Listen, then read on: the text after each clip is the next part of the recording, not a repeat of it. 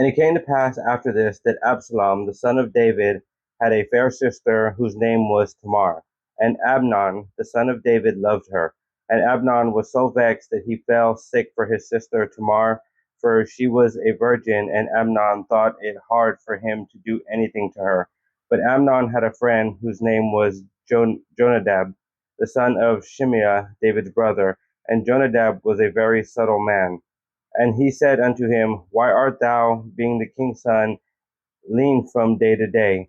Wilt thou not tell me? And Amnon said unto him, I love Tamar, my brother Absalom's sister. And Jonadab said unto him, Lay thee down on thy bed, and make thyself sick.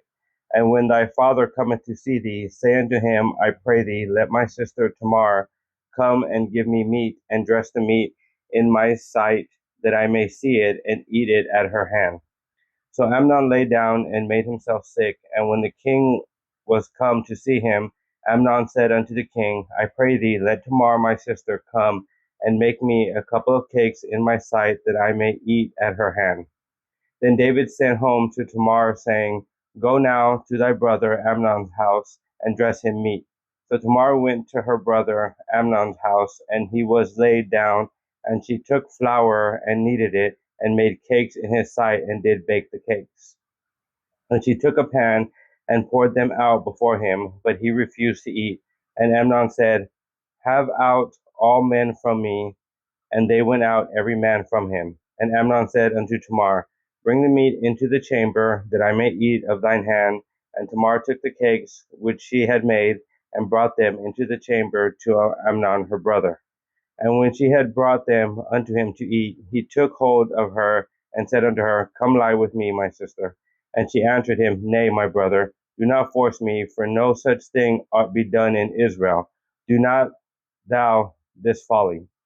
And I, whither shall I cause my shame to go? And as for thee, thou shalt be as one of the fools in Israel. Now therefore, I pray thee, speak unto the king, for he will not withhold me from thee. Howbeit he would not hearken unto her voice, but being stronger than she, forced her, and lay with her. And Amnon hated her exceedingly, so that the hatred wherewith he hated her was greater than the love wherewith he had loved her. And Amnon said unto her, Arise, be gone. And she said unto him, There is no cause. This evil in sending me away is greater than the other that thou didst unto me. But he would not hearken unto her. Then he called his servant that ministered unto him, and said, Put now this woman out from me, and bolt the door after her. And she had a garment of divers colors upon her, for with such robes were the king's daughters that were virgins apparelled. Then his servant brought her out, and bolted the door after her. And Tamar put ashes on her head, and rent her garments of divers colors that was on her, and laid her head on her head, and went on crying.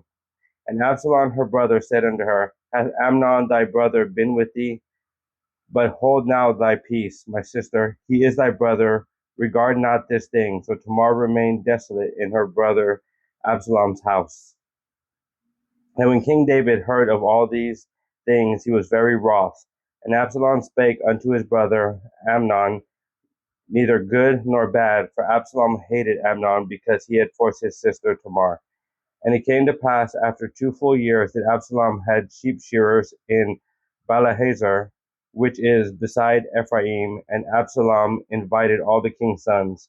And Absalom came to the king and said, Behold, thy servant hath sheep shearers. Let the king, I beseech thee, and his servants go with thy servant.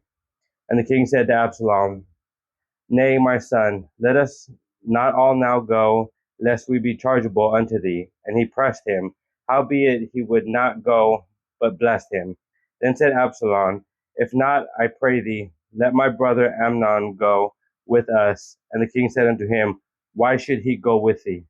But Absalom pressed him that he let Amnon and all the king's sons go with him.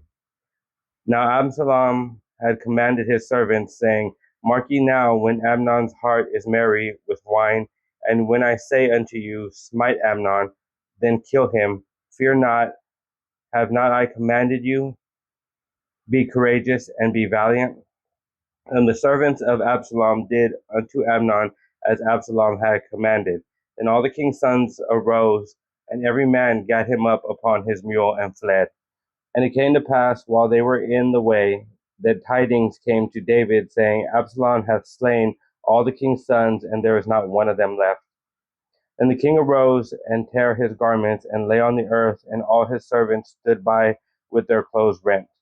And Jonadab, the son of Shimeah, David's brother, answered and said, Let not my lord suppose that they have slain all the young men, the king's sons. For Amnon only is dead. For by the appointment of Absalom, that hath been determined from the day that he forced his sister Tamar.